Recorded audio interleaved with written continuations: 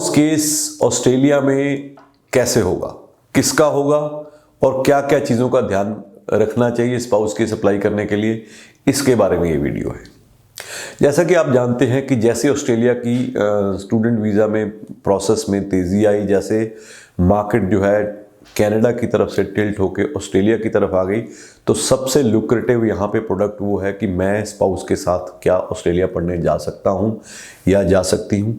तो हर बंदा सोचता है कि क्यों ना हम स्पाउस वीज़ा लगाएं, तो एक ही बार में दोनों हस्बैंड वाइफ ऑस्ट्रेलिया चले जाएं। बिल्कुल जा सकते हैं आप, कोई प्रॉब्लम नहीं है। ऑस्ट्रेलिया एक ऐसा कंट्री है जो आपको इकट्ठा वीज़ा ग्रांट करता है, बट कुछ कंडीशंस हैं जिसका आपको ध्यान में रखना बहुत ज़रूरी है।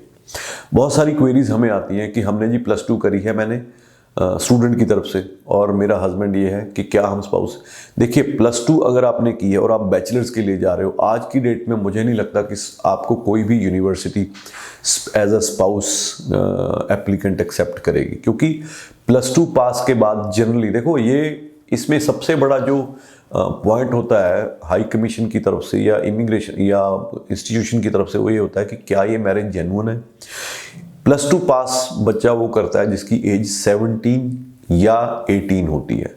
तो कौन ऐसे माँ बाप हैं जो 17 या 18 साल की उम्र में ही अपने बच्चे की शादी कर देते हैं? वो करते हैं जिन्होंने कहीं ना कहीं अरेंजमेंट किया होता है कि हाँ, हम अपनी लड़की को पढ़ा देते हैं जी, इतने बैंड आ गए, आप पैसा लगा दो। जनरली नॉर्मल केस में ऐसा नहीं होता। तो यही जो थॉट है, पहले पहले ऐसे बहुत लोग गए हैं, बट अब हाई कमीशन को ये चीज़ पता चल गई है और यूनिवर्सिटीज़ को भी ये चीज़ पता है कि ये जेन्युइन मैरिजेस नहीं हैं। तो ऐसे केसेस में आप प्लीज़ अप्लाई मत करिएगा। आपको, मुझे तो लग रहा है 90% केसेस में आपको ऑफर ही नहीं आएगी, बट अगर आ गई किसी कॉलेज की जिसको परवाह नहीं है अपनी रेटिंग की, तो वीज़ा सक्सेस मुझे नहीं लगता होगा।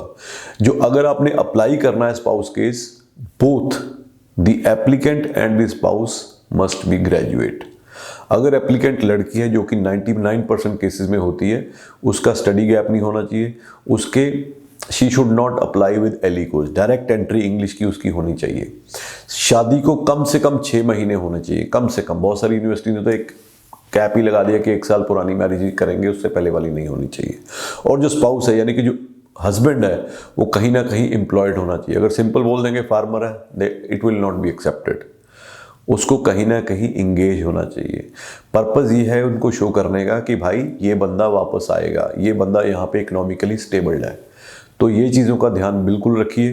किसी के झांसे में आके फ्री में अपना फ्यूचर मत खराब करिए, क्योंकि एक बार आप रिफ्यूज़ हो गए ऑस्ट्रेलिया में, तो ऑस्ट्रेलिया के लिए अगले 3 साल के लिए दरवाजे बंद हो जाएंगे। तो अगर अप्लाई करना है, सोच समझ के करिए और एक क्वालिफाइड कंसल्टेंट से करिए। आज की डेट में इतनी लोग लुक्रेटिव ऑफर्स दे रहे हैं आपको कि आपको समझ में नहीं आ रहा कि वही चीज़ होगी, बाद में फिर पछताओगे कि मैंने ये क्यों कर लिया।